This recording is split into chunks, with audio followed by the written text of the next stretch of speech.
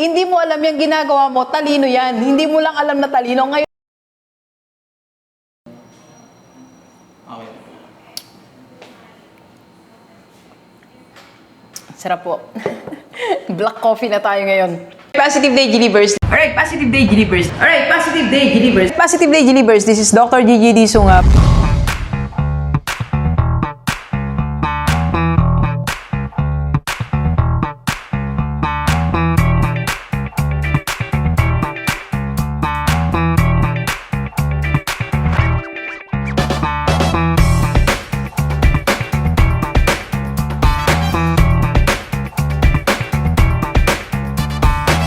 Anyway, magandang hapon sa lahat ng mga Gilibers natin. And sa first time po tayo panood sa YouTube channel, thank you very much. Please subscribe, click na po yan, Doc Gigi Sunga. And sa lahat ng gustong magpa-coach kay Doc, pwede na tayo, face-to-face. And if you need a speaker for your seminar, face-to-face din, pwede na si Doc. And if you want to join my team, IMG Rockstar for your financial education and investment opportunity, so PM ka lang, okay? And if you want to become reseller, of course, ng ating Reveal under Rockstar Beauty Corporation. Yan. PM is the key. Alright? Okay, episode 4 na tayo ng ating ipon and investment. So, sa lahat po ng mga sumubaybay, maraming salamat. Mag-comment ka, Doc, napanood ko mula 1, 2, 3, yan. Pang-apat na ngayon. So, maraming salamat. Mag-comment ka sa baba. So, para sa lahat to na walang ipon at investment. Okay? So, yung last episode natin, sabi ko doon, you have to increase your available cash. Right? So, pero may mga questions, may mga nag-PM sa akin, Doc, saan ako magsisimula? Okay? Ito, suggestion ko, para mag-increase ang hawak mong pera, weekly, monthly, quarterly, meron kang dapat gawin. Ang gawin mo, start here. Okay? Saan ako magsisimula, Doc? Ito, bubuwagin natin ang isang maling paniniwala. Alam nyo, sa buhay, ang dami kasing pinaniwala sa atin eh. I myself, alam nyo ba ako, as I review it, sa lahat ng sa mga vlogs ko, sa lahat ng mga prinsipyo ko sa buhay, nababago siya yearly. Di ba sabi nila, every 5 years daw, kailangan baguhin mo ang pinaniniwalaan mo. Otherwise, you will have the same life. So, para sabi ko, para tuloy-tuloy ang pagbabago ng buhay, hindi lang every 5 years, yearly, binabago natin ang ating mga paniniwala. Okay? So, eto, di ba isa sa mga paniniwala natin, unang-una, ikot natin ang cycle. Una, sabi di ba, pinaniwalaan natin, kailangan maging matalino ka para yumaman. Di ba nung araw yun? So, sabi ng mga tao sa atin, mag-aral kang mabuti, di ba? Mag-aral kang mabuti, dahil mataas grade mo para maganda yung kinabukasan mo. Okay? Pinaniwalaan natin yan, okay? Pero dumating ang panahon, napatunayan natin na may mga yumayaman din naman kahit di matalino. At madami, di ba? Madami mga yumaman na hindi matalino. Tingnan mo tingnan mo ang iyong kaklase ng LM. Kaklase ng high school, college, wala sa top 10, pero madaming pera. One time, di ba sabi ko nga po sa inyo, pinuntahan ako ng one of my classmates ng high school. Ang ganda na sa kanya niya, sports car, tapos nagkita-kita kami, nag-coffee and all. Mayaman siya, but he was not intelligent during that time. Hindi siya matalino, okay? So, ibig sabihin, nabuwag natin yung paniniwala na yon, okay? Na matalino lang yayaman. Pero ngayon, mga kapatid, mga kababayan, habang tayo nagkakape sa initan ng araw, mainit doon. Habang tayo nagkakape, bubuwagin ulit natin yan. Eto, anong gagawin natin? Eto, hindi na po, ganito kung dati pinaniwalaan natin, dapat matalino ka, mataas ang grade mo para yumaman ka, hindi natin pinaniwalaan yan. So ngayon, ang paniniwala ko po ngayon, para mag-increase ang cash na hawak mo, kailangan meron kang isang talino. You need one intelligence. Dok, babalik tayo sa dati. Yes, but this time, i-define natin mabuti. Ano bang ibig sabihin ng intelligence? Ano ibig sabihin ng talino? Okay? So, reviewin muna natin yung mga mayayaman, Elon Musk, Zuckerberg, Jeff Bezos, ano meron sa kanila? Alam nyo ba, they have one intelligence kaya sila yumaman. Alright? So, hindi po totoo na hindi mo kailangan ang talino para yumaman. Okay? So, eto, magkakagulo tayo, but this is just my perception. Okay?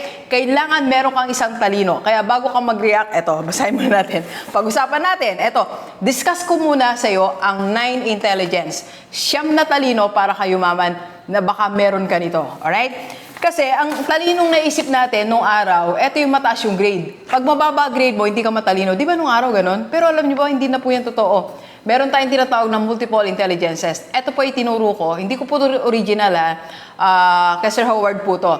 Ito po yung naituro ko nung ako'y nasa academe pa. When I was still Dean of College of Education, lagi natin itong itinuturo, okay? Na ngayon, ituturo ko po sa inyo. Ito yung tinutukoy kong intelligence. Dapat may isa ka nito para kayo maman, okay? Unang-una, ito yung naturalistic intelligence. Ito yung gusto mo yung kalikasan. Ito yung kaya mong mag-respond sa nature. So, you love plants, you love animals. Di ba may mga ganun tao? So, that's intelligence. Kaya mong basahin ano yung mga kilos ng mga hayop. Kaya mong basahin ano yung mga galaw ng mga hayop. Naalala ko when I went in Miriam, doon po ako graduate ng Doctor of Philosophy, major in Environmental Studies. For how many years? 3 years, 3, 4, matagal. Matagal ako nag-aral doon.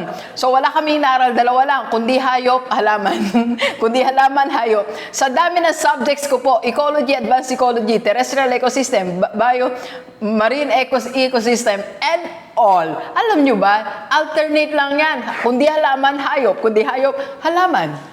And amazed na amazed ako sa mga professor ko. They love animals, they love plants, they understand this movement, they understand these sounds. That's intelligence, okay? So kapatid, baka meron kang gantong talino naunawaan mo yung mga kilos ng mga hayop. Okay, that's intelligence. Okay? So pangalawang intelligence po, ito, pangalawa, habang magkape tayo. Pangalawang intelligence, ito yung musical intelligence. Yung you can recognize tone and pitch. Di ba may mga taong kakarinig lang ng kanta, nakakanta na. Samantalang ikaw, araw-araw mo naririnig, di mo alam to, no? Araw-araw ko naririnig sa TikTok yung, and now we're starting over again. It's not... Pero hindi ko siya makuha talaga yung saktong tono. Pero iba, misa lang narinig, gets na nila. That's intelligence, di ba? Musical intelligence. Baka may ganyan kang intelligence, alright? And third, ito, logical, mathematical intelligence. Ito yung mga tao, they love working with numbers. And I think dito yung intelligence ni Elon Musk. Di ba, may background po siya ng physics eh. So, he can calculate, may Tesla, di ba? He can calculate things. So, may mga taong ganon. Gustong-gusto ang numero. Samantalang tayo naman, I hate numbers. Pag numbers nang pinag-uusapan, Maria Joseph, sabi ko, ayoko na. Kaya nga, minor ko po, maths. Hindi ko po siya major. Major ko po science. Hirap na hirap ako sa math. Okay? Pero may mga taong magaling sa math. Di ba? Sinabi mo lang, alam na, they can compute mentally. So, ibig sabihin po, meron silang intelligence dyan. Baka dyan ka may intelligence. Magaling ka sa math. Anong tawag doon? Mentally, kaya mong mag-compute. And you love doing it. Yun kasi yung intelligence eh. Magaling ka na, gustong-gusto mo pa siyang ginagawa. Okay? Next intelligence po, ito. Existential intelligence. Ito yung, you understand the purpose. Yung inaaral mo, ano nga ba yung purpose? Bakit ako nandito sa mundo? What, di ba naalala yung book ni Sir Rick Warren? Rick Warren nga ba? What on earth and I'm living for? So, you find reason, you find your purpose. May mga taong ganyan, di tumitigil, di ba? And that's intelligence. Baka ganyan ka. Ang iniisip mo, ano ba yung purpose ko? Paggawa ba ng mabuti, paggawa ng tama? Kaya di ba may mga taong ganun? Walang ginawa kundi gumawa lang ng tama. Walang ginawa kundi gumawa lang ng mabuti because that's their intelligence. Okay? Alright, next po. Kaya ito yung mga nakakasulat ng mga maraming bagay, di ba? Nakakasulat ng mga ganito, purpose and all. Di ba? May mga ganun. Okay? Next po, number 5. Ito yung interpersonal intelligence. Interpersonal intelligence. Meaning to say, you can get along with different types of people. Kaya mong makisama. Ito yung mga taong walang kaaway. Ito yung mga leaders, kaya kang pakisamaan. Kahit ikaw yung pinakasumpungin na tao, kaya kanyang pakisamaan. Kahit ikaw yung pinakamayabang na tao, hindi mo siya makakaaway.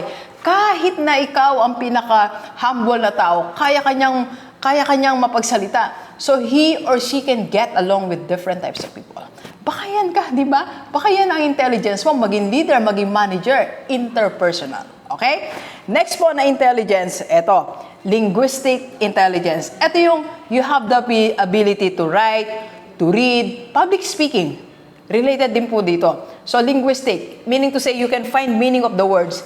Naalala ko Sir Jun Cantal, speaker namin. Ang galing niya ang galing niya mag-construct ng mga presentation niya. Ito rin yung mga tao na magaling gumawa ng content. Ito rin yung tao na isang salita lang may content na ng vlog. Si Doc ba yan? Dito siguro ako, linguistic intelligence. I can write, I